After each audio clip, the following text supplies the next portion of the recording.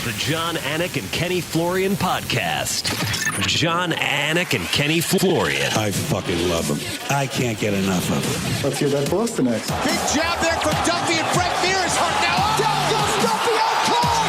Frank Mir does it again. Rock'em sock'em robots here. Oh my goodness. Hyperbole. They're a couple of absolutely self-involved bullshit artists. Here are your hosts, John Anik and Kenny Florian. Dude, when I get that Ken Flo fight commentary in my cans, it just sets the whole tone for the goddamn show, kid. We all want you back, buddy. It's Monday, May 18th. It's episode 250 of the Anik and Florian podcast. I told my wife it was episode 250. She's like, man, seems like you just started that thing like a few days ago. We're 5 years in, honey. But it's good to see you, buddy. It's good to be back in South Florida. What a week for the MMA leader, huh? 3 shows, no problem, huh? Dude, I can't even keep track. You're talking about 250 episodes. It seems like UFC 249 was like a month ago somehow. I don't know. It's really weird. This whole quarantine thing, it's really hard to keep track. I can't tell if time is moving faster, slower. I don't know. I'm confused. Yeah, the podcast allows us to remember that it is Monday, and certainly having a UFC live event on back-to-back Saturdays helped a little bit. So, yeah, how are you doing overall? I mean, you got to be 60 plus 70 days in here, kid. It's wild, dude. It's raining here today. I do a lot of walks. So I know the neighborhood inside and out now. Yeah. So do you like my Anik and Florian podcast sweatshirt, by the way? I'm wearing the hoodie today. It's so sick. I the stuff that I've been getting from us, obviously we got a bunch of stuff. It's so comfortable. It fits great. I've been wearing it pretty much every day. I think it's all being washed now, so I got another t-shirt, but I love it. My daughter's been rocking her Anik and Florian little pink t-shirt. She's loving that thing. Yeah.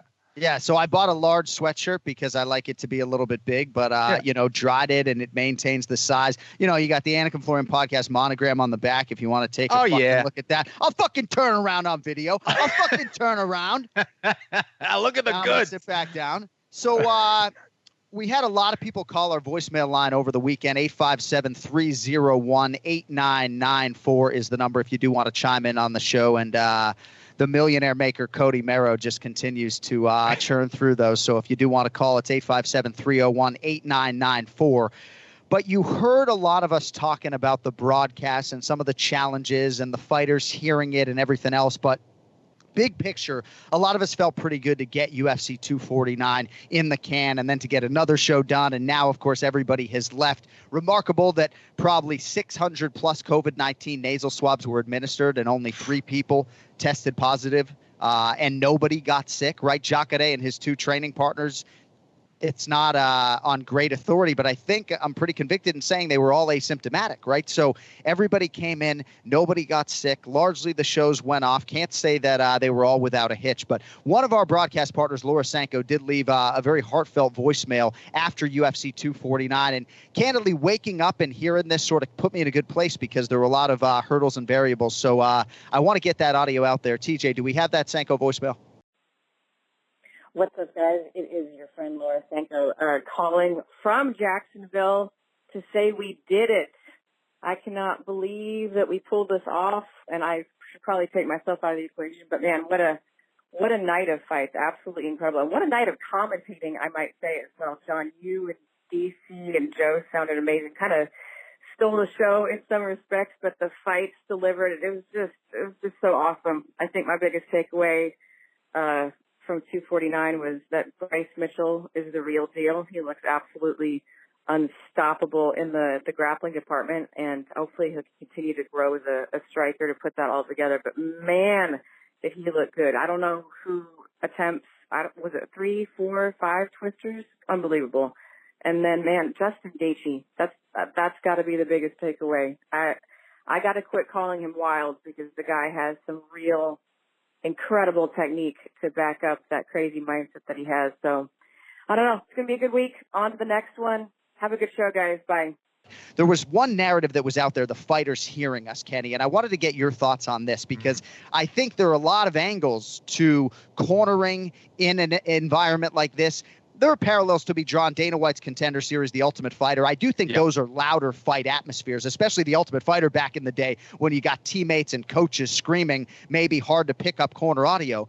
But Kenny, the fighters we're hearing almost are every word. And some probably ingesting it more than others. But at one point, we were talking about Ricky Simone's physique, and the dude starts flexing in response to the commentary. So I was curious what you thought of that whole dynamic and that backdrop to these last 3 shows. Awkward. First of all, I want to say you guys have just did an amazing job all week. Everybody involved in the UFC machine, they're just beasts. I mean, the amount of work and effort that goes into producing each and every show and having to do it under these circumstances with all the testing and all that stuff. Kudos to the whole UFC team. It's amazing what they were able to accomplish, and yourself included, obviously, in that. It definitely was like the early Ultimate Fighters where, now you kind of have a little bit of a crowd there, right? When we were competing, it was literally just the team. So you hear everything. Like when the fighters are fighting, you hear them breathing, everything that we say on the sidelines, they could hear, right. So it's a totally different dynamic. And I must imagine, for you guys, it must be a little bit awkward because they can hear everything you're saying. And now you're kind of like, wait a second. Am I giving him an advantage by saying what I'm saying? Right. Am I going to insult these guys? Are they going to feel insulted while they're competing? It must be a very difficult dynamic for you guys, the commentators, because now you're either holding back or you're afraid to say something, or you are saying something that's helping or hurting a guy. I mean, it's something that we're so not used to because that place is just jam-packed with people. There's a ton of cheering. That's the last thing on your mind. But now it seems like every time you open your mouth, you're thinking like, oh, are they going to hear me? I mean, that must be so weird, man. Yeah, I mean, the real hard one for me, I think Ben Rothwell landed a shot on Ovince St. Preux, and I was hearing it in the arena almost bouncing off the walls as I called out that strike. And then it looked like St. Preux maybe looked over. I don't know if he was intimating that, dude, like, that really didn't have much sting. It looked a lot fucking worse than it was, John Anik, But, if you saw me on SportsCenter with Scott Van Pelt, this will be repetitive, but I did try to be more measured on Wednesday, Kenny, having gone through the experience on Saturday. But the OSP fight was on Wednesday, and when something big happens, we have a job to do. The cans tunnel you in, as I've said repeatedly, but it's just a weird part of things. And, Daniel Cormier is basically saying that James Krause is overcoaching, right, in that Anthony Smith fight. And obviously we're going to spend a lot of time talking about the Anthony Smith Glover Teixeira fight. John Hackleman going to join us. Aljamain Sterling coming up later today, or scheduled to. But there are a lot of different parts to this Anthony Smith equation. But the overcoaching is something I know James Krause takes great exception to that, and he's not going to change the way he coaches because his athlete can hear the commentary.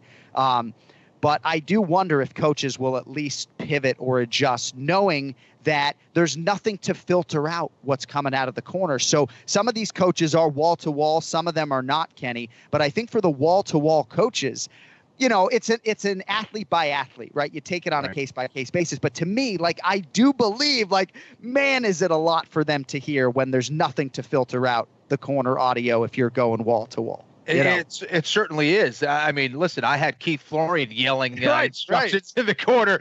He certainly wasn't as active, but when he screamed, you could definitely hear him. Listen, I think there's something to be said for, overcoaching. I thought Daniel Cormier was pretty spot on there. And James Krause, obviously a very experienced fighter himself and has coached a lot of guys to victories, in regional promotions and in the UFC. But I don't know, man. If you got to coach your guy through every single exchange, I don't know if they're prepared. I think that's a lot to take in.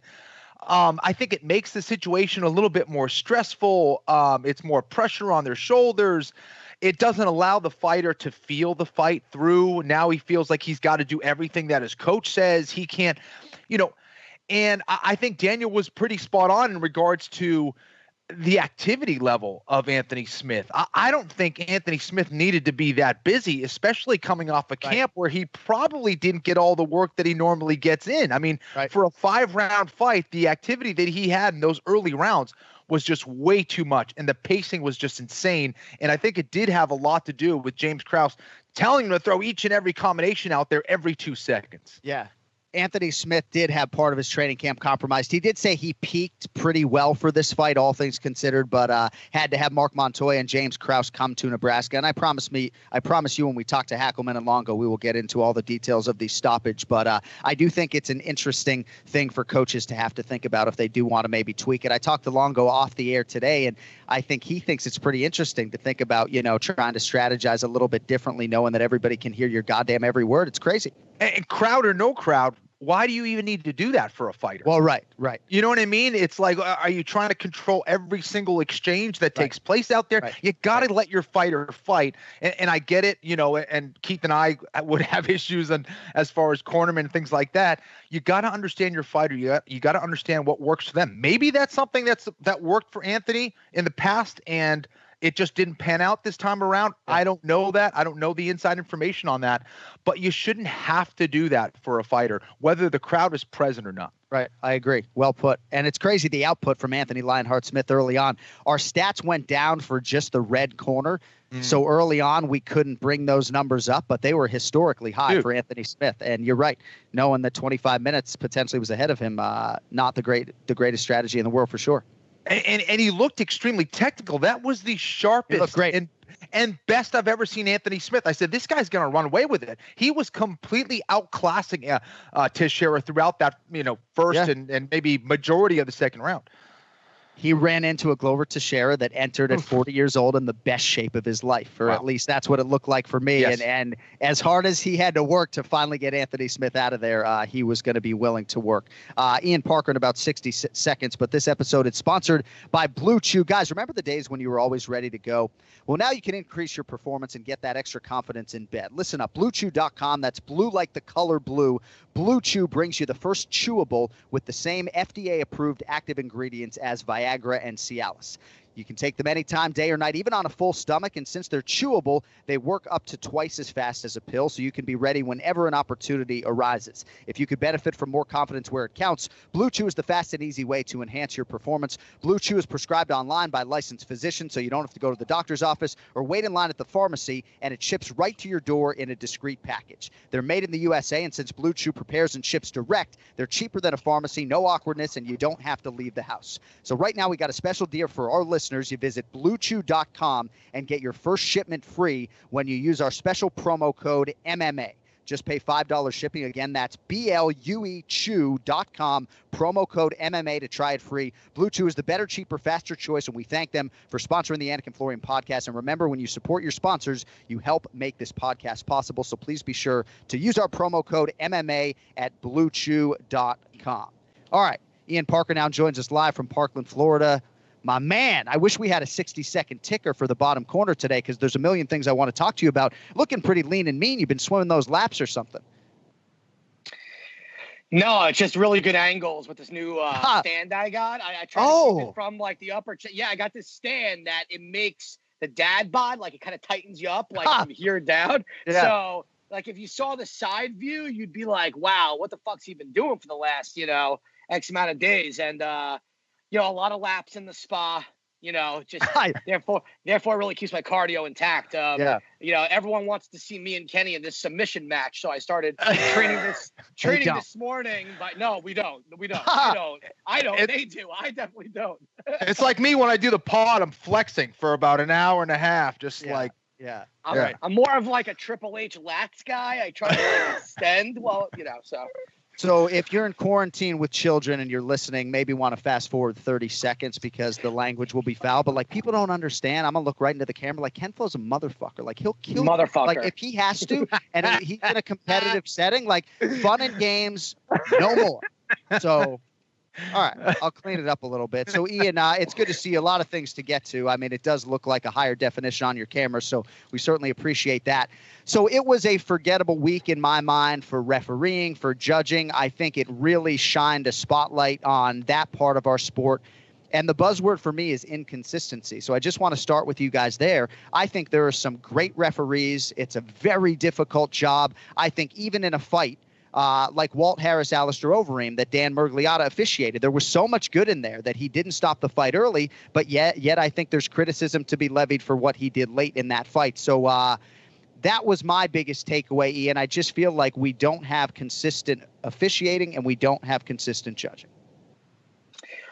Yeah, you kind of hit it on the head there. It's so hard because, you got guys like Anthony Smith that want to stay in there forever, and people are saying throw in the towel early. And then you got situations where, what if Overeem was stopped early? To your point, that's really the best point. I mean, Alistair Overeem took a lot of shots, but you saw him kept trying to get up. To Dominic Cruz's point, not that I speak bad on Keith Peterson. I love Keith.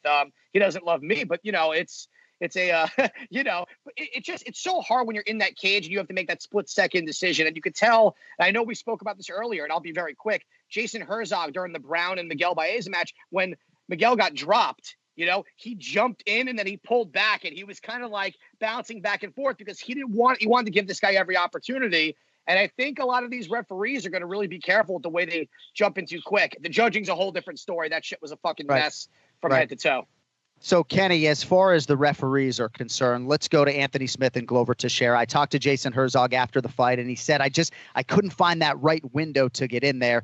After having some time to reflect, he put out a statement and said if there's anybody to blame for the lack of a stoppage or the fight being extended longer than maybe the average man thinks it should have, Jason Herzog fell on the sword for that and said, I'm the one to blame. I don't know if he's taken one for the team there. Anthony Smith called that tweet cowardly on the part of Jason Herzog, which I didn't love from Anthony Smith, candidly. Yeah. Where do you fall on the referee in that particular fight? I hate to put you on the spot, but I think we all have some pretty strong opinions on this. Yeah, listen, I got to say, first of all, when have we ever seen a referee, or a judge for that matter, go out and say, hey, I made a mistake here? I thought that was really classy on the part of Jason Herzog. Now, as I was watching that fight, and maybe it's because I picked Anthony Smith, but I thought that Anthony Smith was working at the time. Every single time that I was thinking like, oh, Jason's going to jump in here,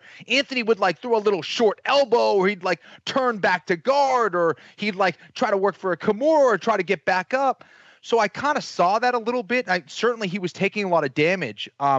For me, I think the fault lied more with the corner of Anthony Smith. Okay. And I don't know if you want to get into that now, but sure. For me, I think that if you're seeing a fighter and he's, dejected, you look at his eyes, he's coming back to the corner. My teeth are falling out. He's getting the better of me out there. And your fighter, and you see the kind of momentum of the fight kind of shift the other guy's way. I mean, Anthony Smith isn't the kind of guy that's going to like pull a submission out of his ass necessarily. And we've seen him come back in other fights. We've seen him get hurt and come back. But this was a completely different level against an other veteran fighter in Glover Teixeira, who's been there and done that and knew how to control that fight and not lose that fight.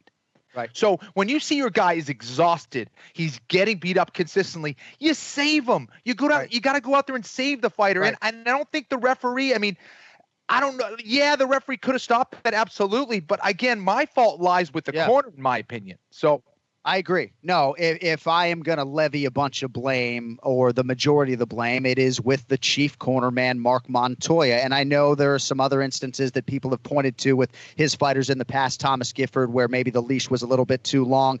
I know Mark is probably going to stand by his decision, and that's okay. I would like him to come out and make a statement, but I respect his wishes to maybe not do that. I felt like Anthony Smith's offense in round 4 was cosmetic. I mean, those look like my punches on my best day, right? There was nothing behind those punches. It was just, extending the toughness competition for me. So I felt like the corner had an opportunity to step in there. I feel like cornermen like Mark Montoya, relatively high profile, have an opportunity to really affect change in our sport in these instances.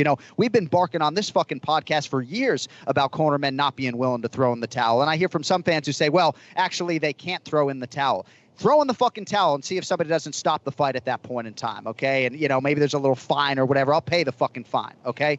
So, Ian, for me, I feel like there was criticism to be levied. I have so much respect for Mark and James and the Nebraska guys in that corner, but I think they need to have a conversation at the very least after round 4. Is the outcome an eventuality? Because Glover sure as shit ain't slowing down. Let's save our guy and maybe prolong his career. And I think Anthony and that entire team is really losing sight of that. Yeah, that last point that you had kind of just put a bow on the whole topic. I think in those situations, listen, Anthony Smith has been around for a long time. I think people don't know that because, the Strike Force days, fighting at middleweight, really hit his stride mainstream popularity-wise when he jumped to the 205 and beating some of these legends. But to your point, man, there's that saying, live to fight another day. And he's in a division where the depth is not there. He could turn around 2 fights and be back at the top in a similar contender fight. To take so much unnecessary damage and again, to Kenny's point, he's not tossing up a crazy submission on someone like Glover. If that submission was coming, it would have came after he would have rocked Glover, jumped on his back, and landed in a rear naked choke. I'm saying something right when Kenny's shaking his head, yes, and not trying to chime in. That's the way that I would have said that. I thought that Anthony would have won the fight if it was by submission. Glover even said to him during the fight, "I'm sorry, it's part of the job." And Anthony's going, "It is what it is." But for Anthony, and I love Anthony Smith, to call Herzog a coward for what he said, that's wrong, 100%. Yeah. I really felt that was so unnecessary, uncalled for. And I understand his frustration as a guy wanting to be known as a warrior, but at some point we got to, say to ourselves, sorry, I know it's a hard topic, but, I'm with you guys. That's on the corner. They got to live to fight another day. I called Ken Flo. I was like, would Keith have stopped that fight if you were getting fucking beat on? Kenny's like, I think so. Right? You didn't even know how to answer it because you're like, I'm not going to fucking get beat up like that. Come on. Right. Hey, TJ's got something on the towel, Ken Flo. TJ, what do you have? So there's a big misconception that you can't throw in the towel, which is true. You cannot throw in the towel. It's a safety issue. The referee may not see it. It floats in the air. Right. I did the post-fight show with Frank Trigg and asked him whether or not you can throw in the towel. And he said, no, physically you cannot, but there's an inspector in every corner. If you want to stop the fight as the cornerman, you let the inspector know. He stands up, starts waving his arms to get another inspector's attention. They will get the timekeeper's attention and blow the horn and stop the fight. Yeah. Cool. So next time you're with Trigg, just ask him how much the fine is. And unless it's crazy, I'll pay the fine. I think the point remains the same. Nate Diaz, right, has thrown in, or Nick Diaz, excuse me, right, has thrown in a towel, correct, right, TJ? Yes. He did. It's like you can fucking jump over the fence if the fine isn't too prohibitive and stop your guy from further punishment. I just would like to see us trend more in that direction. And on the referees, Kenny, I feel like the referees who allow fights to go long and allow maybe a courtesy shot or two, they're universally praised. And the guys who have a quick trigger and stop fights too early get, raked over the fire. It's two things, I think, that are preventing people from giving up or throwing in the towel, figuratively, I guess. It's two things. One, it's pride. Okay. It's just ego. I don't want to see my fighter go out like that, blah, blah, blah. Number two, it's inexperience. It's inexperience in this sport. You see it in boxing, right? And when you have a fighter out there who is getting outclassed and getting beat up, for the coach, it's like an insult to them. Like, my guy's just getting his ass kicked.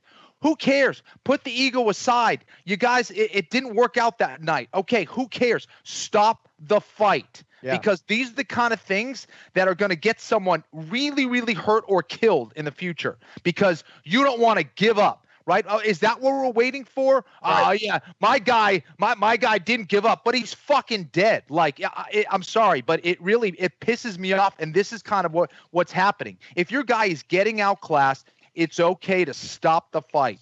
You didn't do your job. Okay, live to fight another day, as Ian said. Like, it's ridiculous. Ian, I thought Factory X as a team kind of made matters worse, at least in terms of the public criticism, because they sort of went at the commentary team and said, hey, just so you know, it's his veneers, right? Here's the point on this, okay?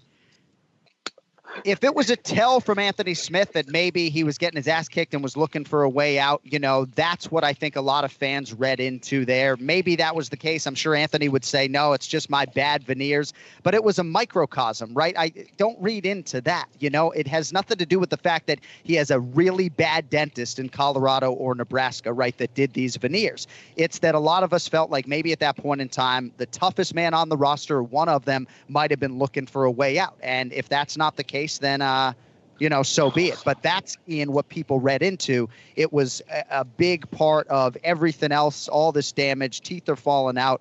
What are we trying to gain here? And I think Kenny would probably get, as the fighter here, the most successful fighter here, could attest, there's a big difference between, being down and being hurt and talking about in a fight. It's like the same guy that goes to his corner and says, I can't see after getting poked in the eye. You're drawing attention to the injury towards the inspector, towards the ref, towards the commission, especially if you don't want the fight to be stopped. We've seen a lot of guys that say, I can't see, or I'm hurting this, I'm hurting that, and they talk about it in their corner. Saying my teeth are falling out, I don't know how you can expect anyone to know that those were veneers, you know? I mean, he's got a great set of teeth. I was going to say for a fighter, like, those are beautiful. But you know, when he's sitting there holding onto another fighter's arm and literally, you know, dropping them to Herzog mid-fight, how does that look good? I mean, like Randy Couture said it best when he got it knocked out by Machida. I went my whole career and I get knocked out of my last fight and I lose a fucking tooth. You know, it's just certain things don't need to happen. Listen, hockey players lose teeth, fighters lose teeth. But when you're going to make it seem like it's coming out of your brain, you know, like it's an injury, not just like, oh, he punched me hard, that's when things kind of change. I just think the whole thing was an absolute mess. I don't think anyone who steps in the cage is a coward, period. Whether you go out on your shield or not. I mean, Kenny, have you ever tapped during a jiu-jitsu practice? Right. Yeah, it happens. I've probably tapped millions of times over the course of my career. Yeah. Right. Pussy. No, I'm kidding. No, but that's because it's a learning thing. Like, why break your arm in practice? It doesn't mean that you're a lesser fighter. It's a learning thing. I just think for someone like Anthony Smith, he's got on the brain, tough guy. I'm a legend. I want to go out my own shield. And sometimes it doesn't make you look any better, you know? And I think guys have to be protected a little bit better in the sport. So referees, generally speaking, are discouraged from coming out there publicly and talking about it. I mean, if you look at any other sport, NBA, you know, the referees aren't coming out and talking. I appreciate Jason coming out, but generally speaking, these guys are discouraged from doing so. And I think the only job that is harder than maybe MMA judging is probably MMA refereeing. So I do want to say that all of these guys who I am paid to criticize at times have my utmost respect. As far as the judges are concerned, Kenny, overall, there were a lot of fights that a lot of people felt like could have gone either way. To me, I don't care about media scorecards as much as I care about Verdict MMA and this global scorecard and what they are trying to do from a consolidation standpoint and amassing a bunch of scorecards. So this is the best platform for me for real-time judging right now. And at least as far as the few fights in question go, they had Chito Vera plus 0.92 over Song Yadong, Edson Barboza plus 0.54 over Dan Ige, and Angela Hill plus 0.31 over Claudia Gadelha. A lot of close fights this weekend, Kenny. I know you and I both thought Dan Ige won, having watched it a second time now. You know, again, it's just it's a tough job, but somebody's got to do it, I guess. Listen, I think all of those fights are relatively close. After going back and watching the Ige Barboza fight, I thought it was pretty clear. You look at that fight, I thought Barboza maybe won 30 to 45 seconds of round two. But other than that, I thought it was pretty clear. Barboza won round one, Ige won round three. What was the round in dispute? Really, round two.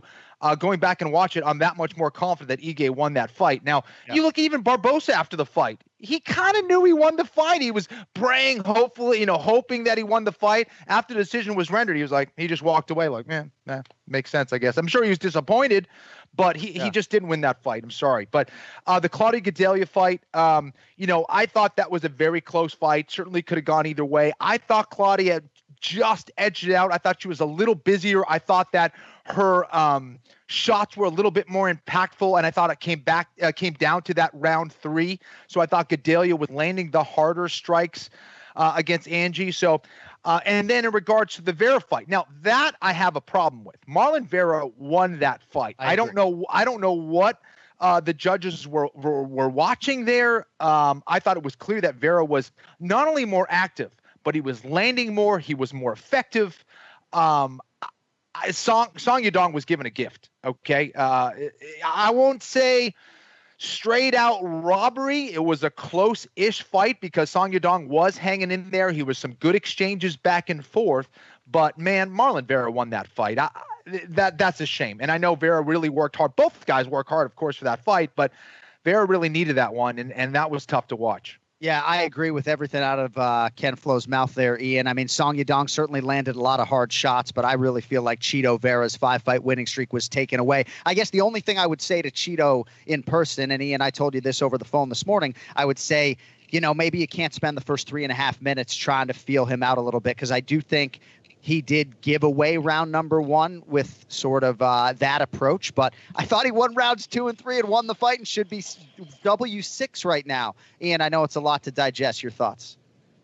I mean, I had Yadong in a parlay, and when the fight was over, I went and placed like 3 more bets because I'm like, I fucking lost. And then I'm walking out of the bathroom like, wait, did Yadong just get a unanimous decision? I'm like, that's right, Yadong, you get that twice in a row. Last card, he got me that draw on the parlay, saved my ass. This right, one, that's right. The no fucking win-win. When in doubt, take Yadong. Listen. Marlon Cheeto cannot do what he does every fight. Every fight he fights in the first round, if he doesn't get a knockout, he loses on the scorecards in round 1, and we talked about this. Round 2, the only thing that made me not question it, so Kenny, I know you're sitting back, I don't want you to come forward at me, is that Yadong was landing a lot. I think the harder shots, the jab was making Cheeto's head come back, but Cheeto was landing way more. I mean, that third round was the most decisive round between rounds 1 and 3 with the takedowns, working the top. And he just was pressing the action more. I think sometimes Marlon sits on his bike too much in round 1 for whatever reason. The feel out doesn't want to rush in, but that does suck. And on the pay scale, it hurts them. I agree with you with Claudia. I thought Claudia just landed the more impactful shots in round 3. But I will tell you, this is a win-win for Angie. Look who she just competed with, and people think she won. A year ago, no one's even thinking she beats bottom part of the top 20. So to me, it showed the evolution in her game. She could still be the female Cowboy Cerrone because she dropped Claudia. Not many people have done that either. So good for her. Darren Elkins, in my opinion, was probably one of the more wrong guys on this card. I thought he won round 3, decisively won round 1. It's too bad that he's got more scar tissue than the Diaz brothers combined. You sneeze on him, and he leaks like a faucet. You go watch round 3. He landed way more, push forward. And the Barboza-Ige fight, listen, robbery, you cannot call that fight robbery. You can't, and I just give so much credit to Ige going against a guy like this. I didn't realize how big Ige really was for that division too. His combinations looked good. I give him a lot of credit, man. This guy has talked a lot and he's backed it up. I mean, not many guys bring that fight to Barboza, get dropped, get up, that flying knee off the cage after getting rocked. I mean, good for him. Really good for him on this win. Yeah, man. And I thought Barboza still looked very good at 45. I was pleasantly surprised with him. Ige is no slouch. And again, more fresh blood in the division. But man, these judges I don't know what they're watching sometimes. I mean, I don't know. Kenny, did you watch the Elkins fight? Because if you did, I did. How did the guy get a 30-27? That's more my concern. It's crazy. It is absolutely crazy. Yeah, it was a little mind-boggling on that one. In regards to Ige, I mean, listen, no Hawaiian is going to go away easily. They're not giving up. I mean, they are just tough as nails, man. So he represented his state extremely well. He's definitely someone to watch in the 145-pound division, which is just insane. And you look at what he accomplished against Barboza, who did a lot of great things at 155. And Ian, I agree with you. Angie, man, she has improved leaps and bounds, man. It was great to see that kind of improvement, and she's someone to watch in that division as well. I think a rematch, I would lean towards Angie's way. If we had a longer show, go ahead, Ian. Well, last I would say, for Angie, I think she just showed if she can keep the fight standing, she could probably stand with the best of them, and that's really where she's got to play into her strengths. If we didn't have so much on the plate, we could spend 15 minutes just talking about Dan Ige and Chito Vera and their individual evolution, right? Ige is shorter on UFC experience than Chito at this point, but Ken Flo, I mean, do you remember calling Chito's early fights? I mean, look where this kid is right now. I know that this fight happened at 145 pounds, and there's a whole nother conversation we could have about some of these guys, given this global pandemic backdrop, competing up a weight class. I mean, look how good Chito Vera looked at 145 pounds, but I mean, this guy's a credentialed bantamweight. I mean, we didn't fancy him a contender back in the day. Look at fucking Chito now. Cheeto's huge for the division. This is a guy who clearly loves what he does. I mean, he's hit me up for questions on, how to do certain things. And, he's training with some of the best guys in the world, on the ground, on the striking department, wrestling. Yeah. He absolutely loves what he does. And you could see it in his passion. The improvement that he has made since we called his first fight, man, is absolutely insane. He's big for the division, and he had some great momentum. That's why it hurt really to see him lose that decision. That was not a loss. So Chito, keep your head up, man. All right, Ian, you've taken 3 of Ray Longo's 15 minutes. Anything on the way out before we let you fly, kid? The Ray Longo 15-minute show. I like it. He deserves it. Look, honestly, I'm happy the UFC did this. It seems like everyone, John, you look healthy. I mean, you got a few nasal swabs. I'm glad they didn't turn you around and do it the other way. That would have been terrible for you. But listen, great set of fights. I think for a lot of people. Like I said, sometimes in these losses, they really win. Angie, I mean, I forgot that fight was even at 45. Nothing like fighting a 45 Yadong, but that doesn't get old. I'm going to use that all the time. I know you are. I love him. All right, Longo's going to kill me. I love you, buddy. I'm out. We will make some picks hopefully next week, right? May 25th. If there's a show May 30th, we're making picks next week. So and it's only $74.99 for the 5-fight card right now. So yeah. Well, I don't have a fight card in front of me, if that makes you feel any better. I might have an inkling where Fight Island is at this point in time, but I don't have a fight card. The co-main event is Maki Pitolo versus I don't know who is the co-main at the moment. So coconut bombs. All right, kid, we'll get you out of here on that. Have a good week. We'll talk to you next Monday, kid. You got it later, guys. Ian Parker, MMA on social media. Give the kid a follow if you are so inclined. All right, Ray Longo. Can't be too thrilled with the delayed start time. Let's get to the Ray Longo Minute. It's now time for the Ray Longo Minute. I want you to punch a hole in his fucking chest. That's what I want. The Ray Longo Minute. Starring Ray Longo. The John Anik and Kenny Florian Podcast. Ray Longo now joins us live. Listen, John, just let's go over a couple of ground rules. Don't ever fucking do that to me again, please. I can't listen to that guy. Why'd you do that? You gave the guy 2 seconds. He went on for 15 fucking minutes. He did. Crap. He did. Kenny, no wonder I don't listen to the show. This is why. This is why I don't listen to the goddamn show. Yeah, he's like, okay, real quick, Ian, anything quick on the way out? He goes for 15 minutes. Oh, my God. Holy shit. Holy crap. What if you didn't cut him off, he was not stopping. He wasn't stopping. Hey, you always lead the show. You always lead the show, but we figured we'd keep you right on the screws, 1 o'clock. We got your boy Aljo coming up, so things are structured a little bit differently. You're right. I probably shouldn't have given the kid a parting shot. I don't know what to tell you. I mean, listen, John, I don't care about leading the show, being last on the show. Just don't let me. Don't please don't do that to me again. Come on, that was awful. All right, for next time we'll bridge it. And thank God they didn't turn you around, John, and stick you with the Q-tip in the other hole. Yeah. Holy crow. I love you, buddy. So I had to call you. I had to call you before the show because I wanted to bounce some stuff off of you. So, one thing that you have brought up with me, and you're not the first to bring it up, but was that Tony Ferguson got a worse beating than Anthony Smith, and sort of insinuating where's the outcry for Ferguson's corner when everybody is banging on Anthony Smith's corner. I don't like to see anybody take a beating that results in UFC President Dana White, my boss, going over to the bottom of the stairs as he often does to check on an athlete. But I do think, you bring up an interesting point. I guess my counter would be that I think most people felt like Ferguson's body language was more of a man who was really still in that fight, even though he was absorbing a lot of headshots. His body language was a guy like he always does. He spins around. He took a beat, man. Either way you look at it, first off, Glover hits hard. Gaethje hits hard. Gaethje hits hard and fast. That's, I think, the difference. I think Anthony Smith at least had his hands up most of the times he was taking those shots. Ferguson was taking clean shots, man. It was starting to, look, I guess you have to know your athlete, and I guess, when you run off 11 straight and you haven't lost, you don't think it's even possible. Maybe that's a problem. And with Anthony Smith, he's a big, strong heavyweight. He's got great power. It only takes one shot to turn that fight around. Who knows? But my point was the consistency and attacking one corner and the other corner just goes unnoticed. That's kind of where I was going. Like, I thought, right. And we know everybody and I like everybody, so I don't want to criticize or whatever, but constructively, I thought Ferguson was getting a really bad beating, man. I really did. I thought those shots were clean. His hands were never near his head, which is normal for him.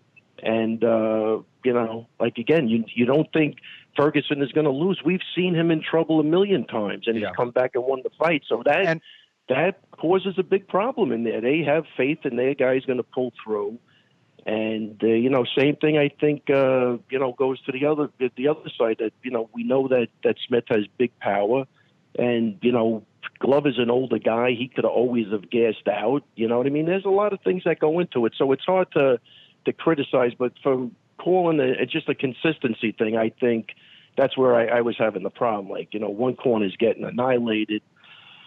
And as it was going on, my first inclination was, man, DC's really going hard on these guys with the overcoaching, and then it just seemed to, get worse and worse as time went on. But, that's part of the game, man. You got to, if you're in any aspect of this game, you have to be able to accept criticism. And trust me, I know, because I get fucking destroyed a lot of times. So it's part of the game, man. I really never took anything personal because it is what it is, and you can't stop people from their opinions. So I don't know if that puts any clarity on anything, but that was my gut feel on that.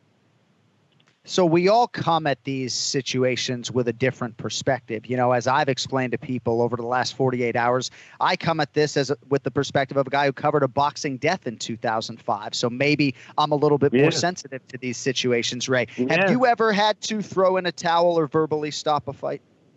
No, look, my guys tell me definitely never to do that. So that's the other thing. You don't know the relationship between everybody, but I definitely was under a lot of criticism for Weidman Rockhold that time because he was taking, he took kind of a prolonged, beating. But again, from my standpoint, Weidman hadn't lost yet. And I know from the gym he could always come back. So you want to give him the extra chance to do that. It didn't happen in that case, but at that point, honestly, in my head, I didn't think Weidman was capable of losing. I mean, it was almost, I'm saying that, I'll get attacked for that too, but I'm saying, what I'm saying? Like you're used to the guy pulling through. You've seen him hit adversity. He's come back. So you give him the extra time, but that extra time in a sport like this, an extra 5 or 10 seconds is huge. So, would I go back and do that differently? I don't know, but I came under criticism for that, but that was my mentality is that, I really believed in this kid, and I thought he had a good first round, and I thought he could have turned that around if he got up and, made things happen a little differently. Yeah. There are a few fighters I have more respect for on the roster than Alistair Overeem, and the way he handled being the B-side in Walt Harris's return was just so classy, so inspiring. Alistair Overeem is a father of daughters, and the way he came over and consoled Walt after the fact, I have so much respect for the Reem, because when he came into the UFC, the Demolition Man, and of course I've been watching this guy obviously since the late 1990s, Ken Flo, but I don't know, I just have a lot of respect for the way he handled himself and wanted to get, Kenny, your thoughts on that fight, and Ray, you can follow. I've been thinking a lot about that fight. First of all, just seeing the segments on Walt Harris, out of the 5 interviews or whatever that they showed over the course of that day, and obviously we've talked about the story. We followed it. We were, praying for Walt and his family throughout that whole ordeal. I probably cried 3 out of the 5 times just listening to that dang thing. I mean, it's just heartbreaking, and I can't even imagine the courage just to get out there and start training and get ready for a professional fight. Myself, if I'm Alistair Overeem, I don't take that fight. I wouldn't be able to do it. I wouldn't be able to compete against someone like that. Like, my heart is with their family way too much. Like my emotions are with them, and I wouldn't be able to do it. And the fact that Overeem was able to do that and then handle himself the way that he did after taking, a beating from Walt Harris in round 1, I thought was really admirable, really classy. He was in a very difficult situation himself, and he couldn't have done anything more perfect, in my opinion. It just the whole night, it was just one of those things where, you had to believe that everyone in that arena was cheering for Walt Harris and wanted him to win. And Overeem must have been aware of that. And I thought he just handled it beautifully, man. And just what a night. It was crazy. Yeah, Ray, what'd you think about Walt's return? He summed that up pretty damn good, John. And John, because if you've ever met Walt Harris, there's not a sweeter, nicer guy around. I mean, he's always. I'm not saying I know him well, but any interaction, any hello, was so heartfelt and just warm, and you could see that guy's a good guy. And I agree with Kenny, man. I cried probably every time I saw that. My heart went out to him. And again, which even makes it is, I do feel what Kenny's saying, man. I think I'd let the guy beat the crap out of me. I got to tell you, man, just for the greater cause. I mean, I don't know, but Overeem handled that thing. I mean, he just goes up 1,000 notches in anybody's book. I mean, that's such a touchy thing that happened and what we witnessed. I'm happy for everybody. I hope Walt moves on. He's a great fighter. And then Overeem, man, only the best to that guy, because he handled that like a gentleman. And you could see he felt that. It wasn't, it wasn't bullshit. It wasn't like, well, let me just, no, he felt it, man. It was very, very special. And, it's emotional, man. And again, congrats to Walt Harris for even making that walk. And I hope it was, was something that really made him feel better. And, he was in there for the right cause. And I just hope he goes on and is able to deal with this as best as possible, which, John, as a parent, who the heck knows? I mean, that's a toughie, man. That's a tough one. And God bless him. And I just really wish the best for him and his family. Oh, I love him. I love Walt and his wife, Angela. Yeah. And I'm excited to see Walt, get this chapter done with, right, even though it didn't go his way. Kenny, Walt as a fighter can be really scary. I mean, not quite in Ngannou level, but there's no denying the tools. And had he just had a little bit of a more measured approach, maybe a little bit of a higher fight IQ in the moment, maybe he would have allowed Overeem back to his feet, and we'd be celebrating a Walt Harris knockout here.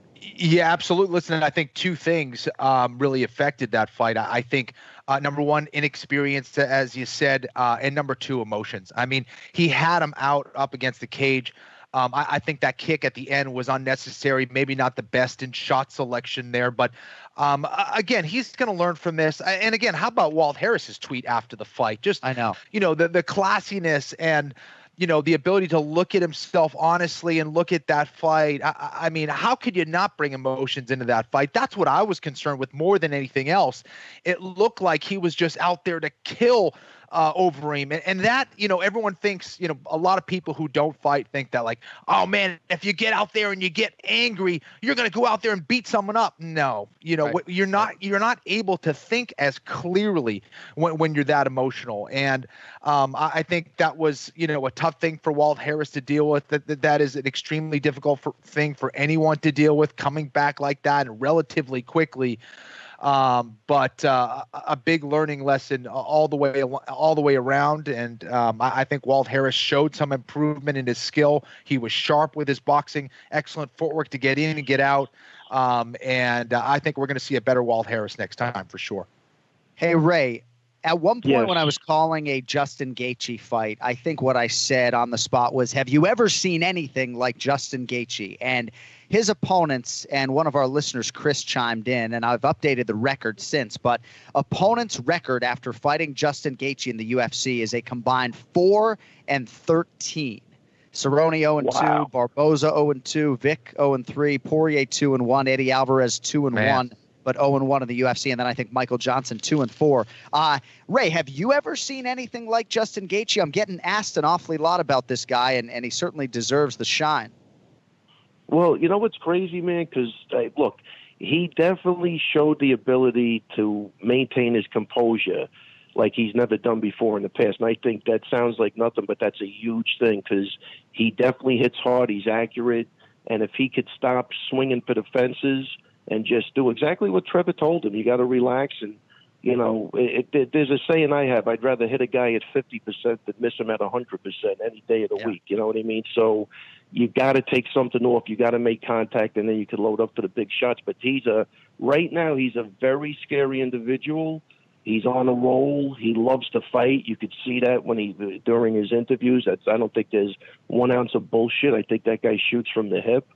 And, man, we haven't even seen him, integrate his wrestling yet, which is scary. I mean, because he's a pretty good decorated wrestler. So, I don't know. He's on a roll, man.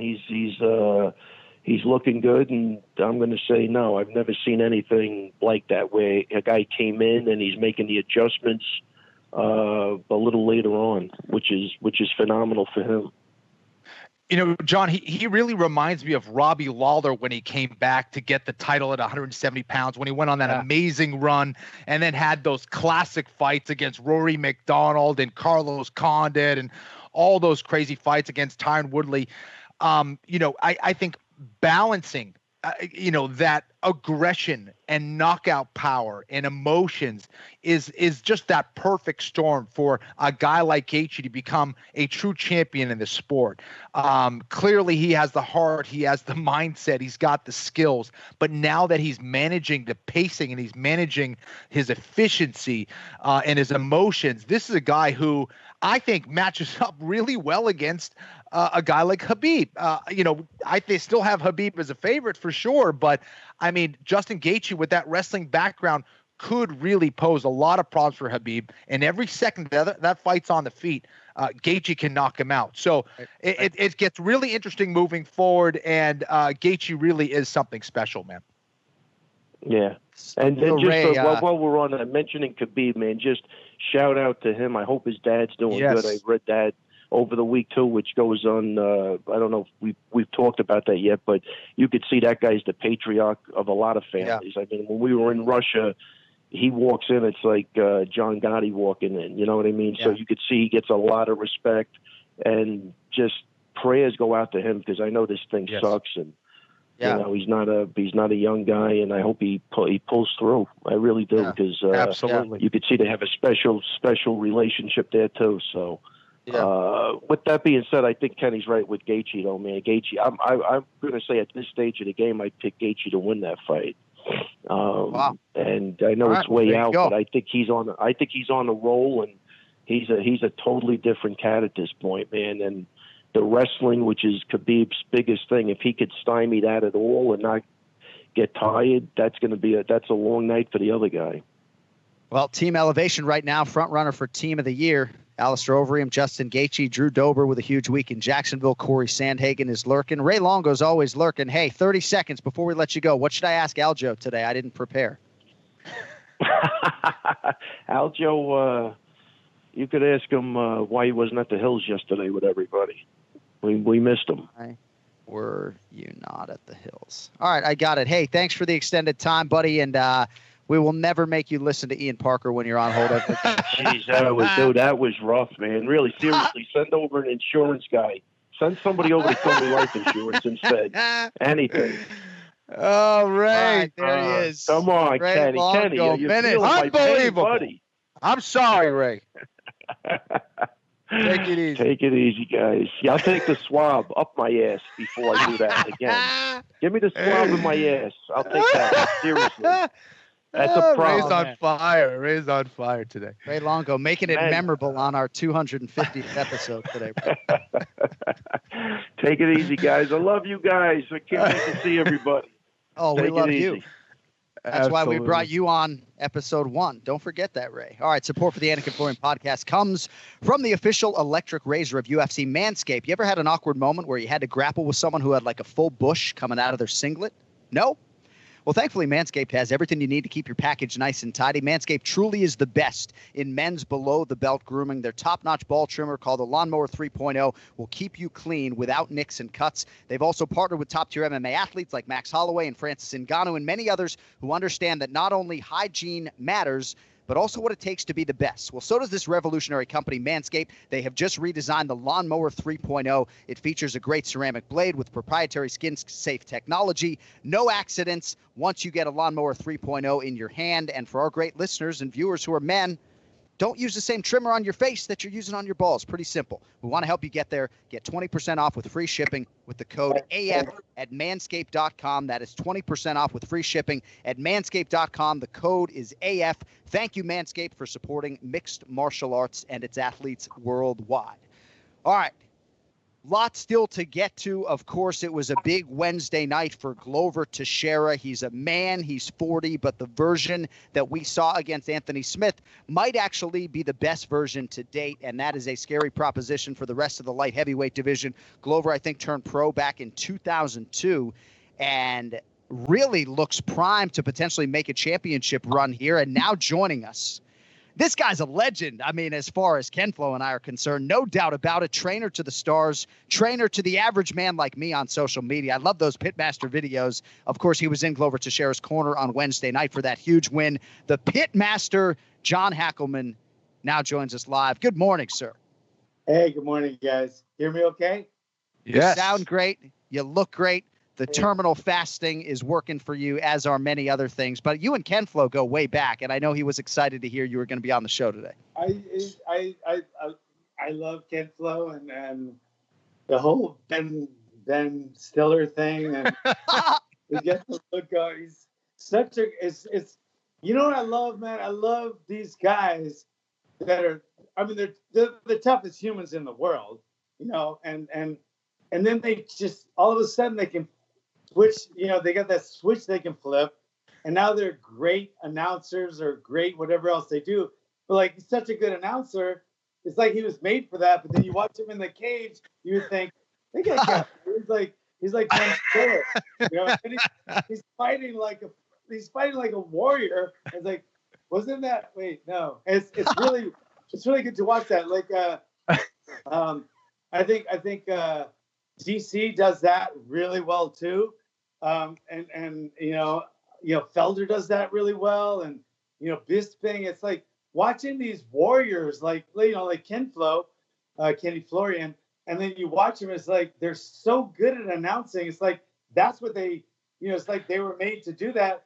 But then you realize not that long ago they were kicking the shit out of people in a cage.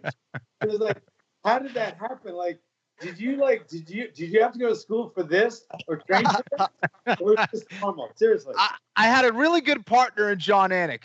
This guy showed me the ropes, showed me how to do things. So that honestly, he's amazing. Fights, I hardly go to fights anymore, like, because I don't have that many fighters.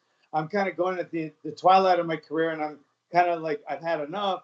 But watching it, so I watch it now on TV, and watching it is it's so important who's announcing it. It's so important, you know, and having John working with when he works with DC or Michael or Joe Rogan, and just having those guys are either really, really, really good or they suck. And when they suck, it does take away from the fight. Even a great fight isn't as good if you don't have great announcers. And a terrible fight is a little bit better with terrible announcers. So they really can make or break the fight. And so, I mean, John Anik is like made to do this. I'm sure he'll be doing this forever. Well, I appreciate your support, and there's nothing like getting that Pitmaster text after a long night on the microphone, and I appreciate that. But when I see you at these fight weeks, as I did last Wednesday, and there's no arrogance to you whatsoever, but you do walk around the host hotel like a guy who knows something that maybe the rest of us don't know about your guy, Glover Teixeira, cashing as a plus 160 underdog this weekend, and he looked to be in outstanding shape.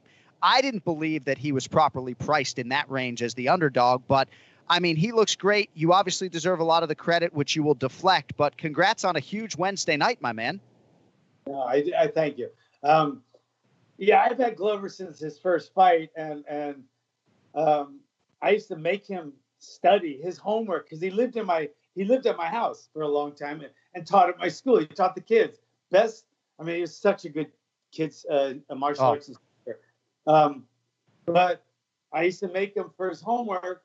Hey, coach, I'm gonna go to bed now. I go, watch Mike Tyson tapes for 10 minutes first. Right. And I said, Mike Tyson, because he had that style. Now with that said, and that he's a training machine. He loved his training, like the wheelbarrows, the sledgehammer. He was made for that old school stuff that we do in my compound.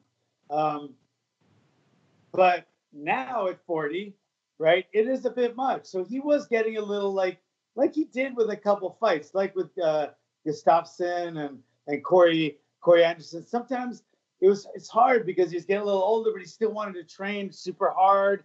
But with that new UFC whatever PI thing that they have, like the UFC, I can't even tell you how much I love the UFC and Dana White. We've had our ups and downs, especially over Chuck, but he is doing such a good job. He's put such a thing together that's, just such a brand.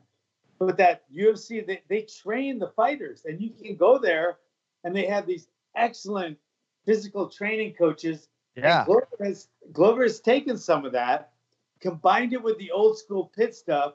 So now he's doing their workouts plus our workouts, and the result is what you saw, Wednesday night, as well as he's taken the old school, Mike Tyson style that he had, bobbing and weaving and coming in with his, really powerful strikes. And he already has excellent wrestling and jiu-jitsu. We know that. But his boxing coach in Connecticut is phenomenal. That's where a lot of that head movement came. The guy's name is Fernelli, right? Fernelli Feliz. And his two sons are heavyweight Golden Glove boxing champions. And that's Glover's top. Those are his main sparring partners. And he has to get out of the way with them because they are boxing phenoms. Yeah. One of them's in the Olympic team of Glover shouted one of them out, right? Fernelli Feliz Jr., I believe, after the win, right? Yeah. Unbelievable. And they spar with him. So it's like they spar with him like they're teaching him and he's teaching them. And then all of a sudden he'll do a takedown and shit. And these guys are boxers, but they allow him to do that with him. That's so great. He has best sparring. Then he has Kyo Magalingas, who has fought in the UFC. But he's one of the toughest, strongest, most brutal jiu-jitsu grapplers there is. He's just a brutal guy. He fights at 185, but he's powerful. Yeah. So between those two right there, Glover has the best, I think, one of the best training camps. I came in, so I have my part, and I'm not going to say I'm not an influence at all. But right now, with his training camp in Connecticut, it's like Stipe. They don't have to go to the big time training camps with 180 fighters that all hate each other and there's politics and shit like that. His training camp is his gem. And you got to remember, Glover Teixeira runs a successful martial arts gym where he teaches Hawaiian Kempo, our system, to kids and adults. Okay. He runs a successful fight team. He coaches a successful fight team where his fighters fight in Bellator, PFL, and even one's going into the UFC, and he's in charge of that. He's a landlord, right?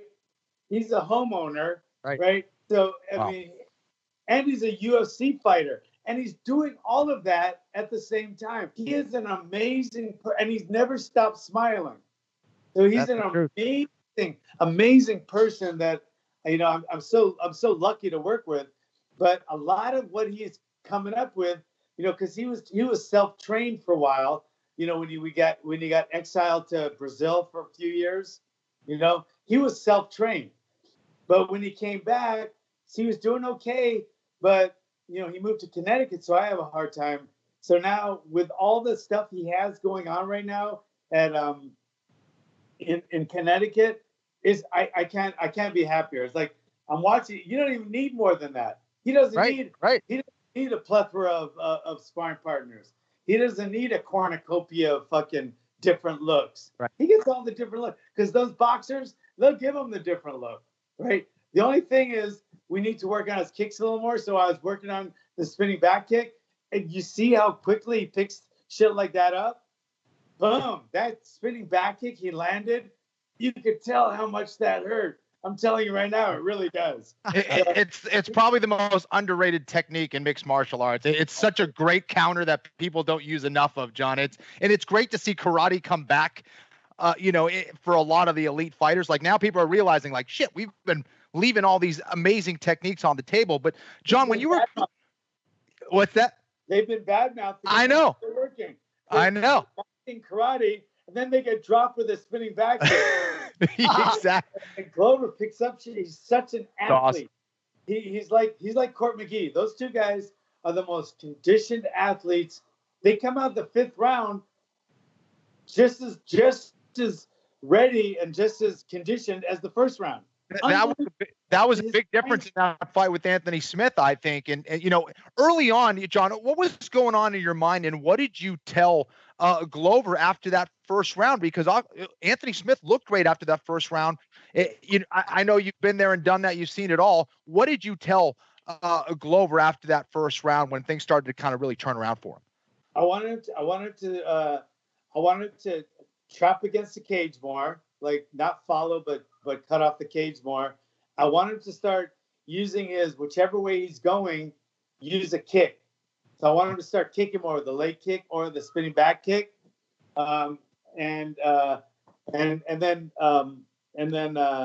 Bernali wanted more head movement. You got to realize that first round, which he did lose on all 3 judges, including mine, the punches weren't landing like I thought they were. Even when I was watching, when I watched it in slow motion, he was riding like Roberto Duran used to. Yeah. He was riding almost all of the punches. Not all of them. A couple of them got in, but not nearly as much as people thought.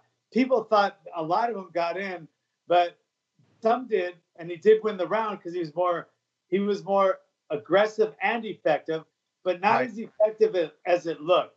And that's why Roberto Duran, a lot of people thought he was getting punched more than he was because they ride with the punch. And Glover is doing that great now, and that a lot has to do with Fernandito Feliz and his dad. So in terms of the stoppage, right, a lot of us saw a Glover Teixeira who was not slowing down at all. A lot of the masses out there saw opportunities for the corner, if not the referee, to involve themselves and maybe stop the fight. What did you think about the stoppage being in the opposite corner? You're going to need an extra sip of water for this answer, John. Okay. Loop up. As the corner, I didn't think it should be stopped, okay? Because I was watching Glover only. I was worried about Glover. If you guys know, I don't know if you know, like the referees know. Big John knows it. He talks about it at fighter meetings. He used to talk about it. I stop fights like that. I mean, I stop fights. The towel goes in. Like, I could name a lot of them. I don't want to. Right. But I stop fights too early. So I'm that guy. And I tell my fighters, I'm going to stop the fight really early. And if you don't like that, if you want to tough it out, get someone else in your corner, I will throw in the towel. So, but with that said, as being in Glover's corner, I'm only worried about Glover and how he's doing. I really didn't notice that it should have been stopped or shouldn't have been stopped with Anthony. So I didn't even think about it during the fight like it should have been stopped. Watching it after, right, I would have stopped it. But you got to realize when, like, not that long ago, Keith Peterson was being, dogged for stopping it too soon. Right. Okay? That was crazy. And it was really rude, too, saying he smelled like alcohol. But let's not talk about that. But with this fight, I didn't see as much opportunity for the referee to stop it because I see giving him every chance. It's a 5-round fight. The corner, I would have stopped it in the middle part, even before the middle of the 3rd round. I would have thrown in the towel, without a doubt. But you got to realize this. Even after I would have stopped it, Anthony was still dangerous, and he actually connected with Glover a couple of times. We've all seen people getting the shit kicked out of them and then win in the last 10 seconds with one punch, like what was that? Rose Namajunas' boyfriend. Yeah, Pat Barry and Czech Congo. Okay. That fight should have been stopped without a doubt. Right. He had a bad concussion. Right. That's the main reason you want to stop a fight, right? A bad concussion. So, but then he won. So when I stop a fight too early, which I do sometimes, I'm stealing potentially half of my fighter's purse. I'm taking it off the. It's no more on the table, so I take it off that, and maybe a title shot, maybe whatever else, their pride. I take that away from them, and that's what a trainer does when he stops the fight too early. So I would have stopped the fight without a doubt. Right. In the middle of the third round. And Glover knows that. Chuck knows that. Found that out a few times. Right. Right. But it's not, that doesn't mean that I'm more of a caring coach or like I have a bigger heart for my fighters. And that's what people say. Okay. I don't know if that's true or not, but I tell you this, I've taken the opportunity of some of my fighters. I've taken a win off the table for them prematurely. And I know that for a fact that some of the fights I've stopped like John Polakowski, Buckets of Blood. I've stopped a couple of his fights where he could have easily came back and won. But I just don't want to see it. And I love my guys, and it makes me sad, makes me cry, and I don't want to see them get hit anymore because I go crazy, you know?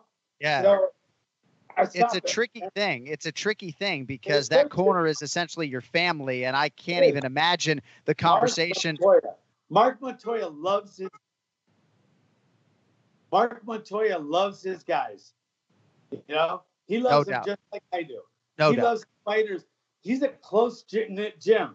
So, like, to say something rude about him and mean it makes him feel bad. It makes him sad. Right. Just like whatever fucking Dominic was saying to Keith Peterson. That hurt his feelings. That made Keith Peterson really sad. It was really uncalled for, and it made him sad. Yep. You know, and saying these things about Mark Montoya and printing things, that makes Mark sad. Maybe he should stop the fight, you know, but that's between him and his family member, who is Anthony Smith. And the only person that matters to is Mark Montoya and Anthony Smith. And Anthony Smith was okay with him not stopping it. Right. So it really doesn't matter. It's a moot point, whoever does think it. Now, a lot of times I watch fights and I want the referee to stop it, and I'll be yelling at the screen. You know? Right, of course. My wife, I hate watching fights. I'm like this. It's like as soon as somebody gets hit more than once, I'll just watch something else. I'll go on my computer. I don't want to see it. Of course. You know, I want to see another man get punched in the face. I hate it. You know, that's one reason I'm like this in corner. That's why I'm so bad as a corner man. I hate this. I hate that part of this sport, and I wish to God they could change shit and people don't get hit in the head anymore. So Mark Montoya maybe should have stopped it, maybe not. But Anthony doesn't think he should have, and Mark's okay with it.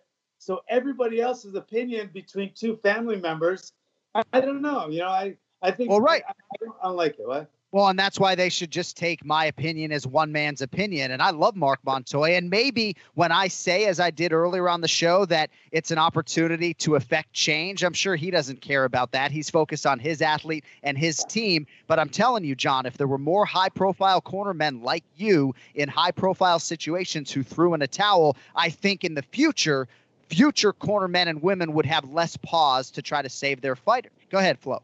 And John, I was going to ask you, you know, you've been around the game for a long time, and I think this is probably the reason that you lean that way. But why is it that you feel you're more willing to stop a fight over maybe the current crop of coaches? And I know you don't want to throw anyone down, but what's the reason for you wanting to? Because you've seen the effects of it, or what? I think because I've been there and I know how it feels to just get hit in the head and fucking not. You've been a fighter yourself, obviously, as well. Yeah. Hearing your mom calling you home for, like, mom's calling you for breakfast in the morning, you know, like, and she's not even there. Or like sometimes you get hit really hard and you have we call it, you know, I'm a registered nurse too. And that's a terrible thing for a fighter, a coach to be, because now I have all the knowledge about what's going on every time they get hit. And I was like, oh shit. And you know, you smell things that aren't there. And just like sometimes when you get hit real hard, you smell alcohol on the referee's breath. I mean, it's crazy. Right. You have these hallucinations and it's a terrible thing. And I hate to see, I just hate it. Yeah. Hey, listen, my man. So we got Aljamain Sterling in the queue. I wish we had more time, but you are the best. We got to do a full 60 minutes with you, honestly, because there are a lot of things I want to get to with you. So in a couple weeks, we're going to hit you up and we're going to do a Hackleman episode. We're going to do a full 60 minutes, but you're the best. Keep it up on social media, and any parting shot before we let you fly, bro. I just want to say, without guys like you out there, both of you guys are so good for the sport, and you guys representing the sport like that. As for a fan like me, which I love the sport, I just hate when they get hit. You make it so much better. So thank you. Well, congrats on a big win. We John. appreciate you, and we'll do it extendedly soon, my man. There he is, the pitmaster, John Hackleman, with us here on the Anik and Florian podcast. And it's important insight to get from him, right? Because he has a wealth of experience and knowledge, and he presents it in a way that I think is digestible. And if you do look at his videos too, I mean, there's so many of these elite striking coaches, Ken Flo, Henry Hoof, John Hackleman. It's a simplification process, Yeah. And I like that spinning back kick stuff out of you guys. That's what gets me going as a fan when you guys go back and forth on that. So we'll see how the Anthony Smith recovery goes. And I do think big picture, he's the guy, right, who stands by his corner, man. And I don't believe Anthony Smith is doing that just for any public appeal, because it's the opposite of the stance that maybe some people would like him to take. I said earlier I didn't love to hear him say that he thought Herzog's comment that he should have stopped the fight was cowardly, but I do believe that Anthony Smith, if he could do it again, he wants the opportunity to throw what I called cosmetic offense and try to find a way to pull a rabbit out of the hat. Yeah, and again, after a little while, it just wasn't going to happen. He didn't have the conditioning. He was exhausted, didn't have, those moves in his back pocket to pull off the win against an experienced and tough guy like Glover Teixeira. And it's already been done, but they should have stopped the fight early. I hope that, those later, round and a half or so doesn't have its effect on Anthony Smith, and that he could still have the career that he could have moving forward. And Tony Ferguson is the Terminator, and I'm not sure what his species is, whether he's a human being or not, when I see him dancing in the hospital, and it looks like he's already recovering. The swelling is starting to really dissipate. But yes, I was more bothered as a fight fan. I know I have a hot microphone, but by the Ferguson thing, I guess, than the Anthony Smith thing, because I think about the long-term damage that Tony Ferguson took in that fight. And I think a lot of these guys are victims of their own toughness. And again, we're going to be having conversations down the line, and hopefully those are good conversations 20 and 25 years down the line. All right, now with us, and we apologize for keeping him waiting. He's a good man. He's the number 2 ranked UFC Bantamweight contender right now.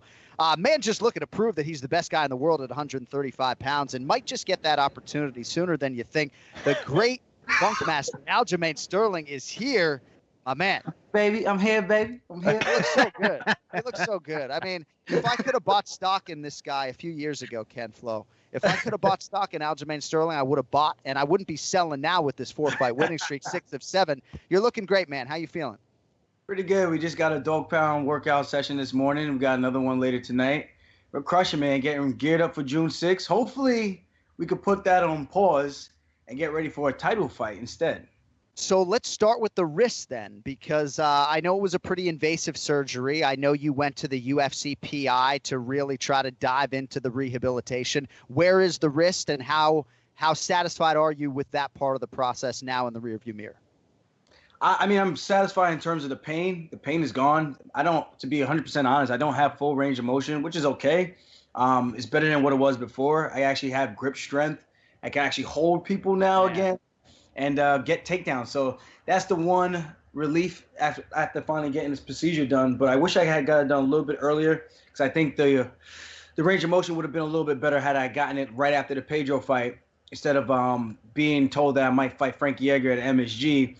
So I was willing to put that off on hold, and I was even willing to fight Peter Yan to figure out who the real number 1 contender was, to kind of get ready for Henry Cejudo to come back from his surgery. But I don't know. It seems like the stars kind of aligned for everybody, and hopefully better for myself.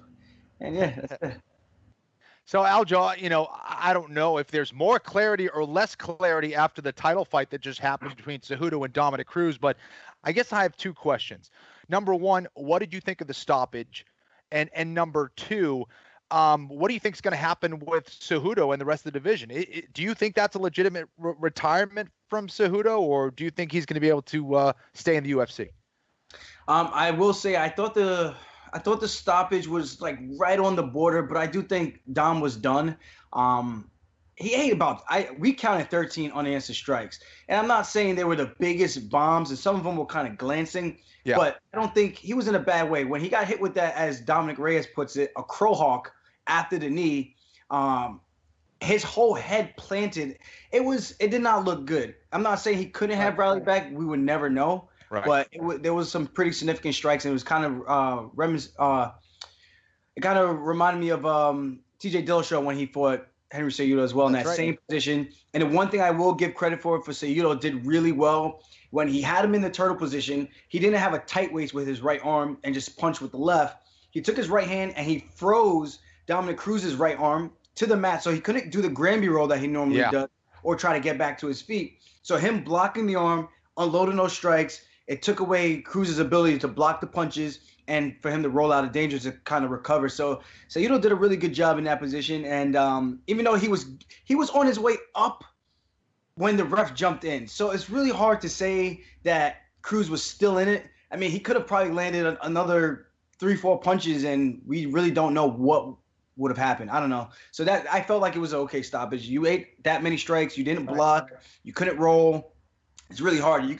I don't know, man. It's one of those things where it's a title fight. I know what he's talking about and giving him every opportunity. But we saw every opportunity against Anthony Smith versus Glover Teixeira. And you know, and what's interesting too, Aljo, is that Keith Peterson said all he was really looking from Dom was one hand to the face, right? Just show me that you're trying to block a headshot. And of course, his right arm wasn't able to do that, but he was trying to post. And people talk a lot about the referee needing to know how much time's in the round. I do believe it's incumbent upon the athlete, if there's only 2 seconds, just total desperation, put a hand up, whatever you got to do. He couldn't extend to the third, and here's our reality, you know? I agree. When you're in the heat of the moment, the ref's not checking his wristwatch and going, wait, there's only 4 seconds left. Let me see if he can survive. It doesn't really work like that. They're on full-on panic mode to make sure they make the right stoppage at the right time. And it's a stressful situation for refs. You know, it's not it's a very unforgiving job. You know, I can definitely attest to that. Just watching from the outside, like, damned if you do, damned if you don't. And to answer your other question, I don't know if Cejudo's really retiring. I just started hearing rumblings from Ali saying that he's going to be gearing up to fight in July or the end of the summer, something like that. So I don't know if he's just trying to get extra money. If he's going away, that'd be great for the division. We could start finally getting some normalcy with the best guys fighting the best guys and not make this like boxing with the clown fights. And I'm not saying Dom is a clown, but I'm saying he hasn't fought in just about 4 years. So for him to not fight in 4 years and then jump in and think that you deserve a shot coming off of a dominant loss, that's where for me it's on that borderline of a clown fight. Yeah, he was the greatest of all time. I think Father Time has passed him on, and not taking away from his accomplishments in the past, but we're in a different era, baby. Right. You got myself, you got Sandhagen, you got the Peter Yans, you got the Song Yadong, you got the Marlon Veras, you got Marlon Moraes. There's a lot of tough people out there that are looking up to these guys, and we're trying to fill those shoes and close that gap from the king with all the rest of the competition. So in terms of the risk, just to go back to that, right? Part of the reason that Dominic Cruz maybe got this fight and you didn't could have been the fact that maybe the timeline wasn't perfect. Couldn't it have been that Cejudo didn't want to fight you, right? That Cejudo, right, felt like you were the most dangerous guy at 135 pounds, and maybe that was the reason you didn't get the fight? It could be. I think there's a lot of pieces to the puzzle that for Cejudo to take a fight with any one of us young guys. It's the wrestling for me. It's the reach. It's the durability in terms of punishment.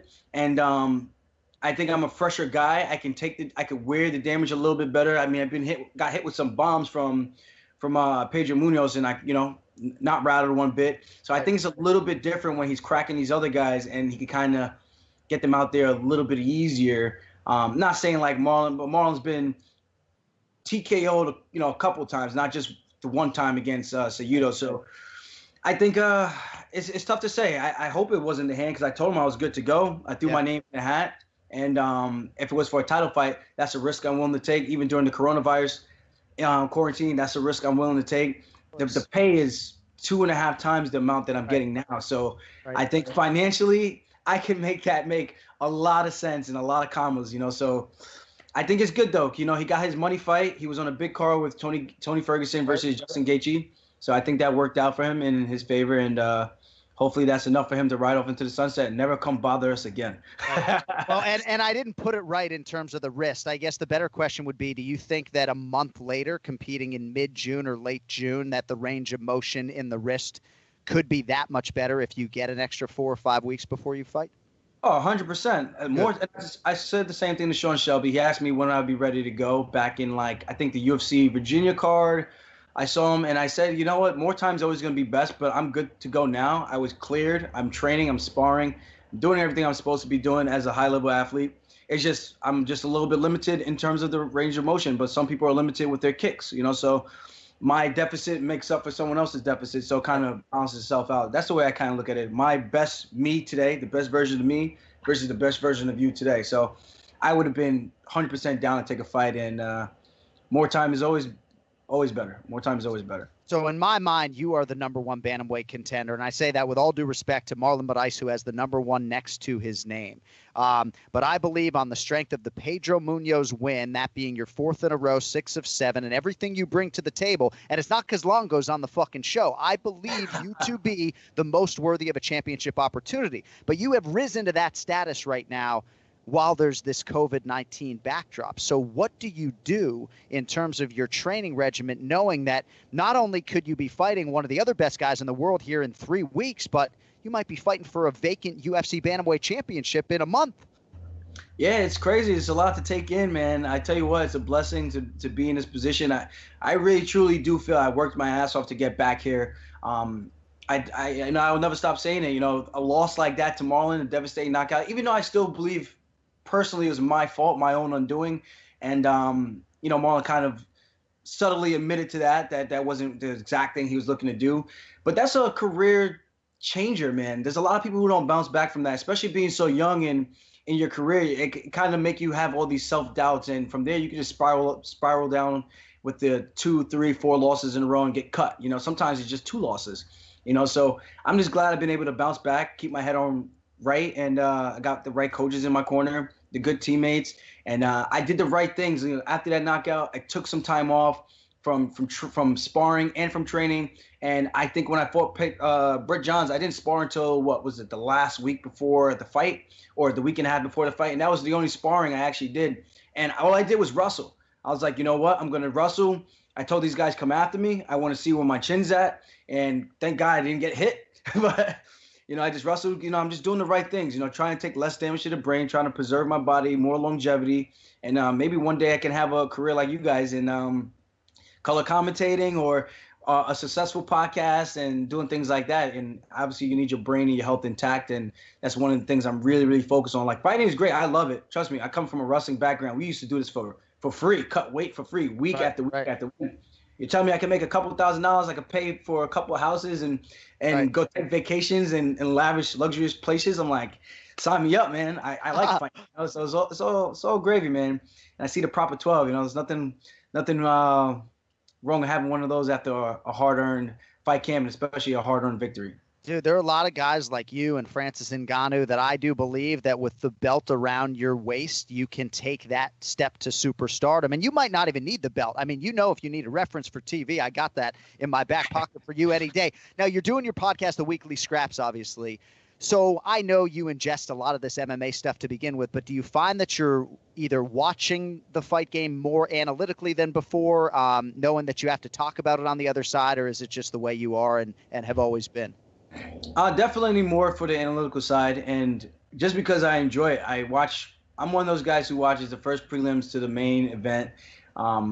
This is really all I do. This, a little bit of real estate on the side, and now I'm kind of working on my green thumb outside in the yard and doing a little bit of handy work. I've really been doing some stuff. I'm about to start the cabinets hopefully sometime this week, and I'm just all about learning, man. That's really it, and to just kind of be a sponge. I don't have any other job that's bringing in money, so this is my main focus. Focus on fighting. I can talk about fighting. It's kind of like when I was coaching and when I was coaching wrestling, and like right after I was wrestling.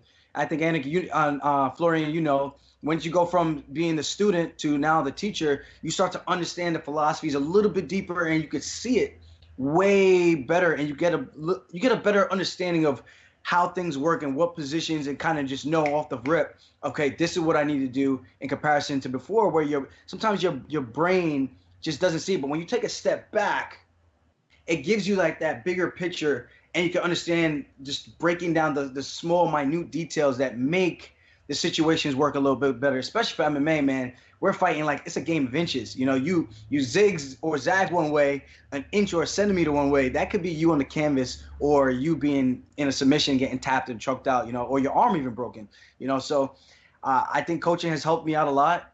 And I think watching the fights and breaking it down for the podcast has given me more opportunities to see, okay, what people are doing in different situations.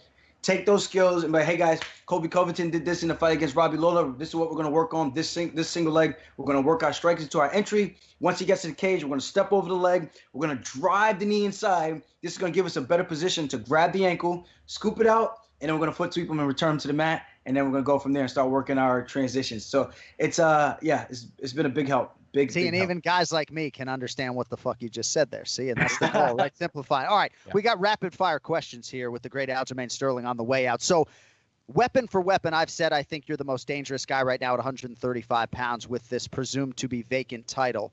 Who do you think is the most dangerous guy in the division? Is that a fair question to ask? It's you get one pass, so if you want to. Yeah, it's who do I think is the most dangerous guy right now? Yeah. Man, I'm like torn between a Peter Yan and a Marlon Moraes. Yeah. If I had to pick one, I think Yan, because he has the cardio durability that we've seen, and we've seen Marlon kind of fade in the past. So for my pick, I think it's Peter Yan. All right, total fights for Aljo in 2020. You trying to get 2 in this year? What do you think? I would love to. If I could get 1 in June, I'm hoping I could fight again in November or December. That would be ideal. All right, this question much harder. Over under 2.5 total kids for you and your lovely girlfriend when that time comes. When what time comes to have the kids? I'm saying you have an over under 2.5, right? So and if you say you're having over, meaning you want 3 children or more. Yeah. Is there like a time frame on this, or? No time frame. Just how many kids are you gonna have? Over under 2.5. I'm gonna go over 2.5. Oh my gosh, man, these people. Right, That's a warrior right there. I've done nothing but childcare for 10 years, so let's talk first. At least before you go run it back a third time. All right, fact or fiction, if you were getting married this weekend, Merab Dvalishvili gets a slot as a groomsman. Ooh. That's a good question, right? That's probably good. You can pass on that, probably. I got a lot of friends that feel like they probably should be up there. All right, well, I just wanted. How many do you get, by the way? If I'm Aljamain Sterling, I get as many as you want. Yeah. Ken Flo actually had a replacement groomsman the week of his wedding. I did. Podcast. And I didn't get the call as the replacement groomsman. So, all right. But, well, you got time to think about it. But I want to start the campaign for Merab at least right now. Other than mixed martial arts or wrestling, what sport were you best at? I mean, if you ask me, if you ask other people, they might say something else. But I'm gonna say basketball. Basketball. All right, 2 more. Are you a sports fan at all? Like, if you could pick one team to win a pro or college championship, is there any team that you root for? The New York Giants. But, you know, just with getting fully invested into MMA, it's hard to find that time to train twice a day, sometimes 3, to go watching other sports. I just try to catch the highlights if I can and watch the playoffs. All right, and last question. How old is Raymond Peter Longo, over under 60 years of age? Over. He knows the answer. All right, Aljamain Sterling, the Funk Master. We appreciate your time, man, and sincerely hope you get that championship opportunity. You got 10 UFC wins. You've laid it all down, and I think you're richly deserving. I don't know which way they're going to go, but we appreciate your time and hope that the balls fall your way, kid. Thank you. I appreciate it. Thanks, you guys, for having me. And hopefully we get that crack, man. I'm going to try to seize the opportunity, get paid, and put on a real championship campaign and actually fight the #1 contenders, you know. Try to bring it back to making the UFC great again. I love it. All right. Stay healthy, dude. Take care of yourself. There he is, the Funk Master, Aljamain Sterling. And you hear from a lot of these number one contender types and the champions, they want a meritocracy, right? Justin Gaethje wants to fight the most deserving guy. Khabib Nurmagomedov has always carried his championship reign that way. Max Holloway, Alexander Volkanovski, right? I mean, you think Holloway, he could have probably avoided Volkanovski, but he wanted to fight the number one contender, you know? And Volkanovski is cut from the same cloth. So I like hearing Aljo say that on the way out. Absolutely. Yeah, they understand. You know, the fans know this sport now, and they want to be truly validated as the champ. They want to earn it. And they also know they're going to benefit from it. That experience of fighting the best guys is going to get you the respect, and it's going to give you the skills as well. All right, AnikFlorianPodcast.com. If you do want merchandise, there is a 10% off promo code. I believe it's AF on the website as well. MayRockyBJJ.com if you want to check out Ken Flo's Jiu-Jitsu School there in the greater Los Angeles area. Hopefully they will be opening those doors in the not-too-distant future. Also, the voicemail line. So next Tuesday, May 26th, is Ken Flo's birthday. So 857-301-8994. I'm only picking like 2 birthday voicemails, and if there's no comedic value, they almost assuredly will not get picked. So leave Ken Flo a birthday voicemail, and I'll close the show with this. You know, I just got a text from Cheeto Vera as we're closing the show, and he said, "My man, thanks for the support." And, you know, I just feel bad for men and women who put so much into this and feel like they've done everything right, and then all of a sudden they have to stare at a 1-fight losing streak instead of 6 in a row. So, Cheeto, you got our support. Angela Hill, everybody else, feel for all of you, but live to fight another day. And I guess we'll be back for the birthday week on Monday, kid. You got anything else? That's it, man. No, just thank you for bringing those fights and putting that energy and effort into what you gave all the fans, man. An amazing job to you and the whole team. And let's keep it going. Let's go. Yeah, love my colleagues, and thanks for the kind words. And with that, thanks to John Hackleman, Ray Longo, Ian Parker, TJ DeSantis, Cody Merrow. Hope I'm not leaving everybody out. For Ken Flo, I'm John Anik, AnikFlorianPodcast.com. We'll talk to you next week. Until then, yo, fucking later.